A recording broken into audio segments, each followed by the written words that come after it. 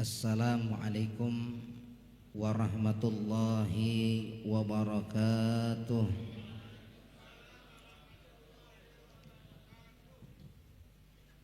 Alhamdulillah,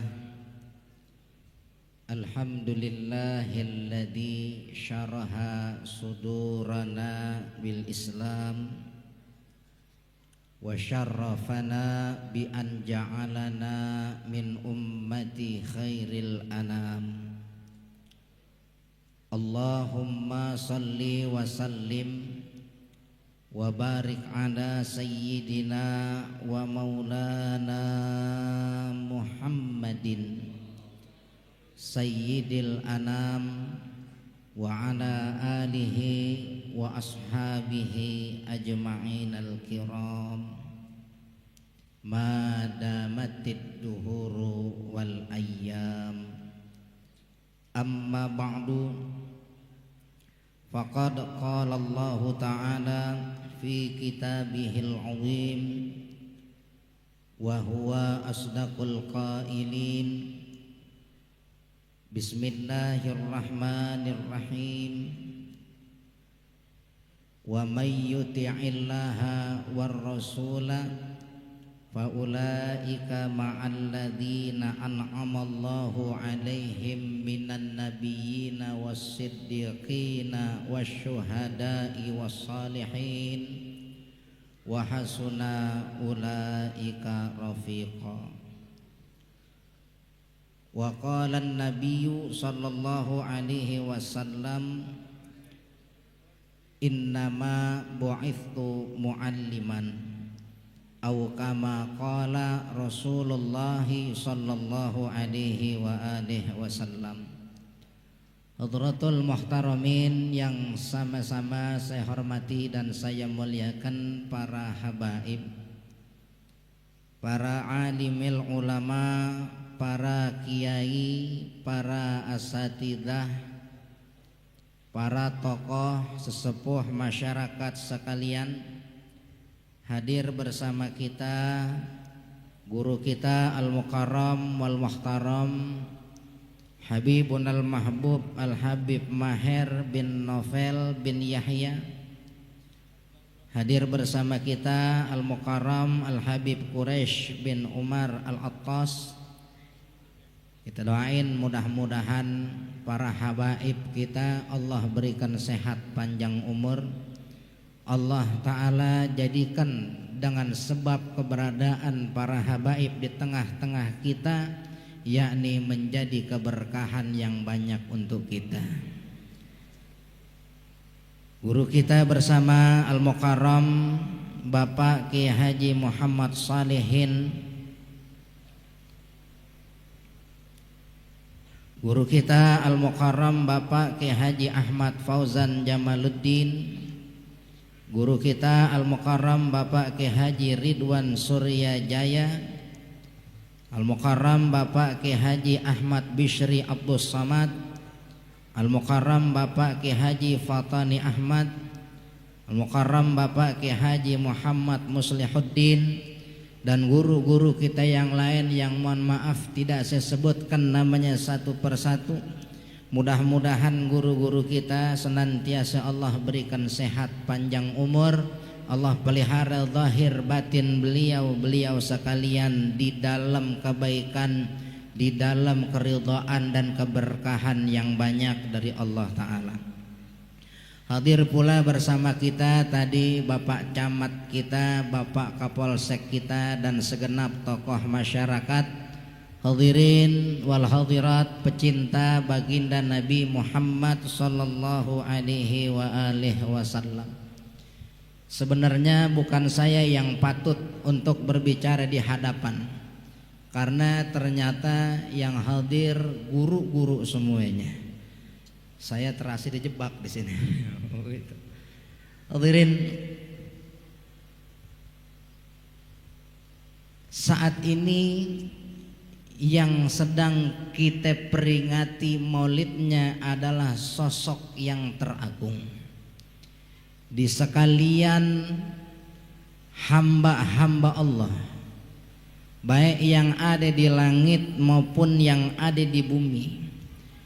ialah baginda Nabi Muhammad sallallahu alaihi wasallam, yang dengan sebab beliau sekarang kita bisa kumpul di sini, yang dengan sebab beliau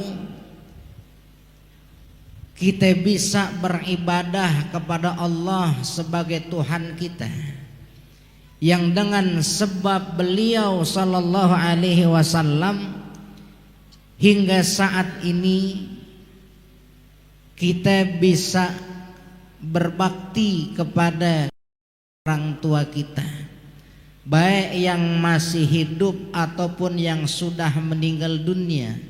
Seperti yang tadi guru kita telah bawakan dalam sambutannya, Al-Ustadz Abdullah Fatah. Beliau mewakili keluarga besar beliau. Beliau mewakili almarhum al-maghfurlah ayahanda beliau, Kiai Haji Luqman Al-Hakim.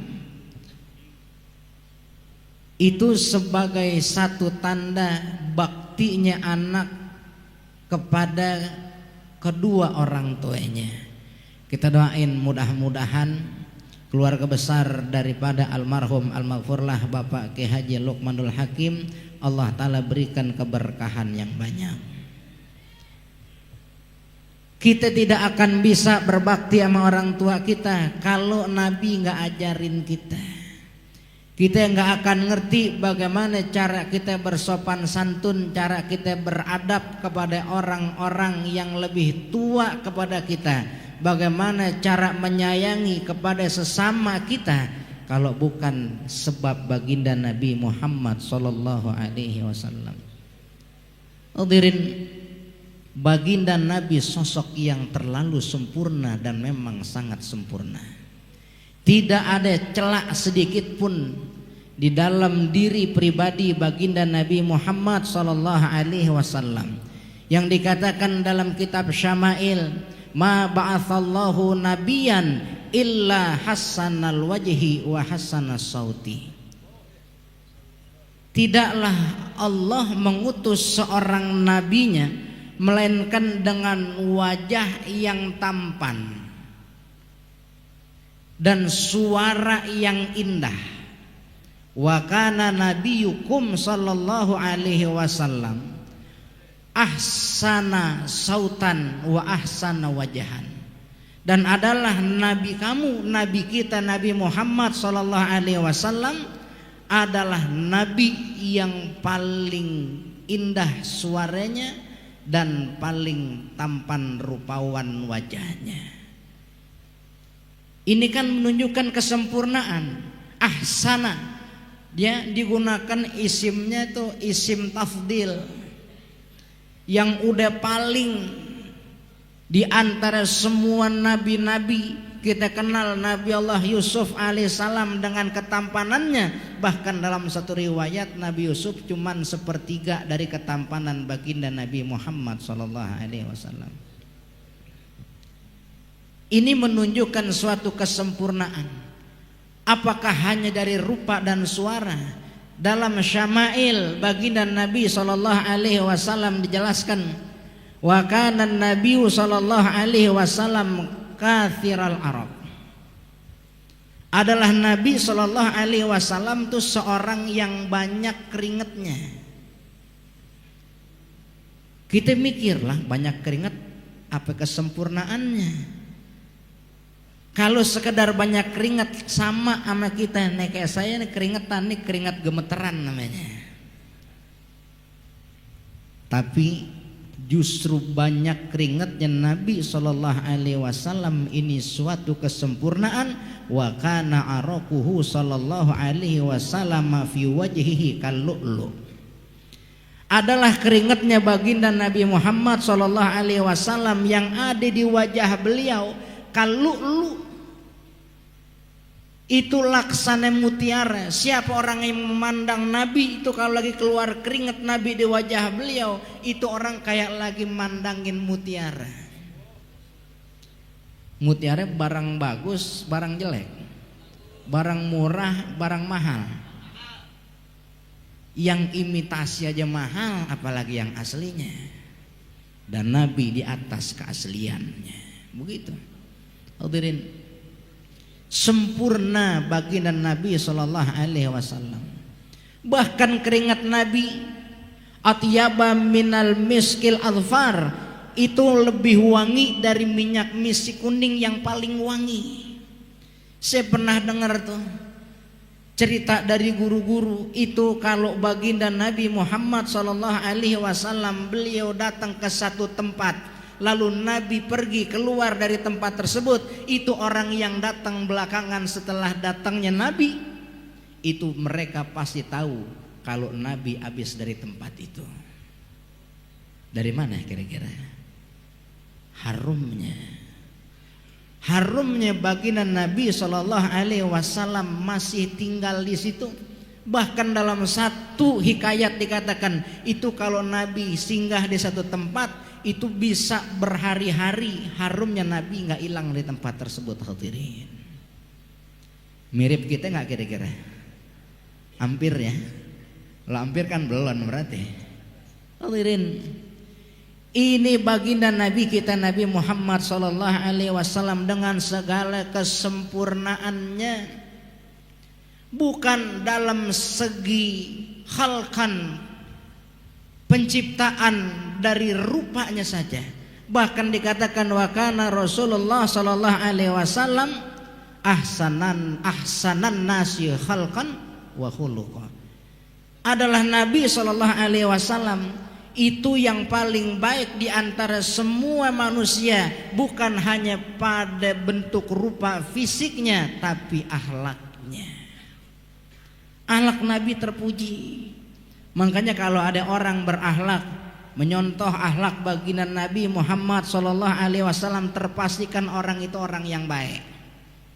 Terpastikan orang itu orang baik, nggak akan dicela-cela orang. Tapi kalau orang yang tidak berakhlak seperti akhlaknya Nabi sallallahu alaihi wasallam, kalau dicela orang jangan salahin siapa-siapa, tapi salahin diri sendiri. Kenapa dia tidak berakhlak seperti akhlaknya baginda Nabi Muhammad sallallahu alaihi wasallam? Tadi Bapak Kapolsek bilangin anak banyak tawuran, sekarang banyak maling. Kenapa bisa begitu? Karena mereka tidak mengikut kepada akhlak baginda Nabi Muhammad sallallahu alaihi wasallam. Nabi kita urusan pemimpin beliau orang nomor satu. Urusan kepala rumah tangga beliau orang nomor satu. Urusan kebijaksanaan, mau pemimpin mana yang ngerasa bijaksana, maka yang lebih dan paling bijaksana adalah baginda Nabi Muhammad sallallahu alaihi wasallam. Nabi bahkan sayang kepada umat Nabi, nggak pilih pandang. Oh dia kaya saya sayangin, dia susah saya nggak sayangin, nggak begitu. Semua yang kaya yang miskin semuanya Nabi sayang. Nabi sayang, ya. Bahkan dikatakan idza da'ahul miskin fa ajabahu ijabatan muajalah. Itu kalau orang miskin undang, Nabi datang segera. Kalau kita nanya dulu yang undang siapa, kuenya apa, Nabi nggak begitu. Hadirin, pernah satu ketika ya sahabat Thalhah radhiyallahu an itu beliau pernah menyatakan satu keadaan bersama Rasulullah sallallahu alaihi wasallam ketika kota Makkah itu sedang ada embargo. Banyak orang-orang yang kelaparan. Jadi siapa yang ikut sama Nabi Muhammad itu dibikin susah, makan susah. Bahkan pada saat itu betapa banyak orang-orang yang sakit sampai meninggal. Bayi-bayi yang gak sampai gede. Kenapa? Meninggal gak dapat air susu dari ibunya. Kenapa? Ibunya kelaparan. Hadirin, maka kata sahabat Thalhah radhiyallahu an, syakauna ila Rasulillah sallallahu alaihi wasallam al-ju'ah. Kami nih, kata sahabat Thalhah dan beberapa orang sahabat, pernah datang kepada Nabi untuk berkeluh kesah. Ngeluh ini, apa yang dikeluhkan oleh beliau? Al-ju'a, lapar. Itu ngeluh kelaparan, ya Rasulullah, kami dan orang-orang yang mengikut kepada Engkau, kami kelaparan ya Rasul. Berapa banyak orang-orang di antara kami meninggal dunia, bayi-bayi kami meninggal dunia karena kelaparan, lagi ngeluh lapar. Lagi ngeluh lapar gitu. Kenapa mereka datang kepada Nabi Muhammad SAW?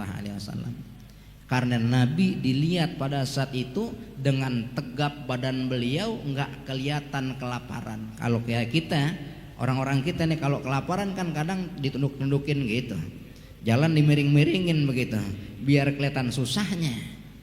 Ini Nabi kelihatan tegap seperti biasa, kayak orang nggak kelaparan sama sekali. Sampai-sampai para sahabat yang lain mengira jangan-jangan yang kelaparan cuman kita doang nih yang ikut sama Nabi Muhammad, tapi Nabinya nggak kena lapar. Jangan-jangan makanan susah buat kita doang, tapi Nabi nggak kena susahnya. Akhirnya mereka datang berkeluh kesah kepada Nabi SAW al-ju'a, tentang kelaparan yang sedang mereka alami. Kata sahabat Talhah, wa rafa'na an butunina, kami angkat perut kami buka perut kami di hadapan Rasulullah, biar Rasulullah tahu an hajarin kalau kami ini yang datang kepada Nabi udah ikat perut kami, satu orang satu batu, satu orang satu batu. Kira-kira kalau orang ikat perut pakai batu tanda apa itu? Lapar. Kalau kelas kita kan nggak ada yang kayak begitu, nggak ada ya. Ini diikat perutnya. Nabi nggak kata apa-apa. Nabi tersenyum pada saat itu. Apa yang terjadi hadirin? Farafa'a an batnihi sallallahu alaihi wasallam an hajaraini. Nabi sallallahu alaihi wasallam pun angkat perut beliau yang mulia di hadapan sahabat-sahabat yang datang. Nabi perlihatkan perut mulia beliau an hajaro ini. Ternyata Nabi SAW sudah lebih dulu ikat perut beliau dengan 2 buah batu hadirin. Sahabat berapa batu? 1 batu. Itu udah berkeluh kesah, udah ngerasa jadi orang yang paling susah.